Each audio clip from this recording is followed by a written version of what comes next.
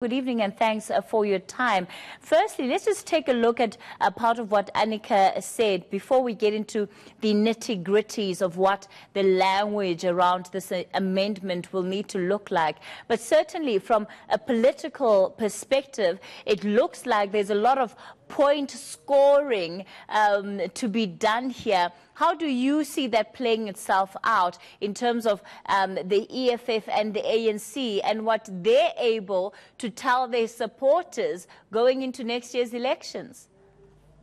Good evening, Kathy, and your viewers.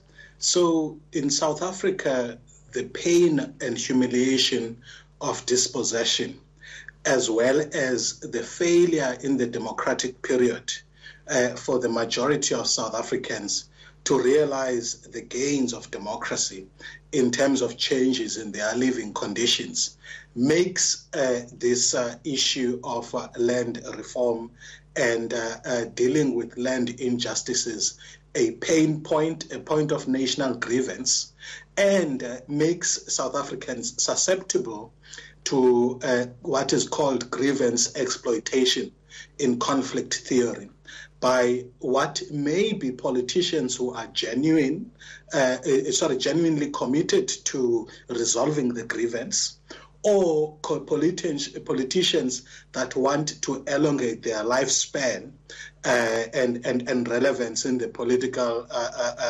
domain, and so want nothing more but just votes. So there has got to be, we are going to an election that has got high stakes, where the ANC has faced a crisis of legitimacy in the past few years, and the EFF wants to grow beyond the 7-8% that it has been able to acquire so far.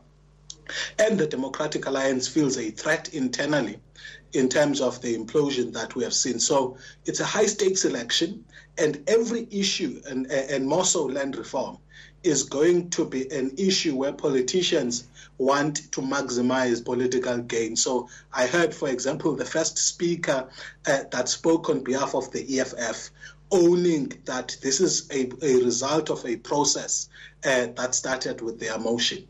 So you're going to have a lot of that. The speaker for the ANC, I can't remember who it was, but she made a point to trace the genesis of the ANC position around land reform to negate the idea that it is a pressure from the EFF that has brought us here today. And certainly we also had the likes of Vincent Smith saying that those that oppose access to land to our people must be remembered when we get to 2019. So certainly you can see the crafting there of the messages already being pointed towards next year. But of course it's not going to be that simple. The crafting of the actual amendment is really where the devil will be in the detail, and perhaps a potential space for conflict between the EFF and the ANC, given how divided they actually are on how this land expropriation without compensation process should look like and who the land should belong to. So, Kathy, let me start at this point and explain why I feel the opposition and the extreme group AfriForum got it wrong in opposing this process.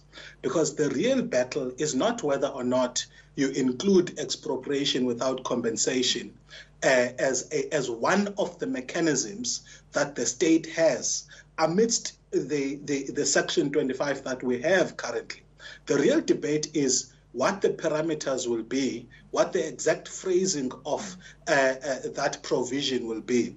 Because if you look at the letter and the spirit and integrity of Section 25 as it currently is, what South Africans should vie for is that the outcome of this process should not create any sense of security, any sense of less security on the part of property owners in the country. Because what's good about the Section 25 that we currently have is that it is emphatically guaranteeing the rights of South Africans to own property. And while it does so, it then creates a room and provisions for government to do land reform. So for me, I feel that, especially when it's they themselves that say that the current act, by the way, I'm yet to see this provision that says compensation may be nil. But even though they acknowledge that, they are failing to say, yes, indeed, accept expropriation without compensation, but put in strict measures that prevent the emergence of a tyrannical regime that in future will want to use the very same provision against the average citizen. So what people should be striving for is the inclusion of expropriation without compensation, without taking away any of the provisions that are there currently in the Constitution. Because even, for example, if you look at the last line in Section 25, says that none of the provisions in the Constitution should prevent the state from taking action that can enable it to achieve the imperatives of redress and transformation. And then it goes on and make reference to Section 36, which gives the parameters under which certain rights may be waived pursuant to a greater public benefit. So for me, I feel that there's an own goal that opposition parties have scored here in not supporting this at a time when you've had radical voices since 2015 that are calling for a greater transformation in South Africa, decolonization and so on. Because the agitations of the Fallists, for example, are very important in the nature of political society we are going to have. And the idea for me is not to oppose them, but to accommodate them in a way that still retains the integrity, letter and spirit of the Constitution that we have. All right, Ongama, let's leave it there for tonight. Political analyst Ongama Mtimka.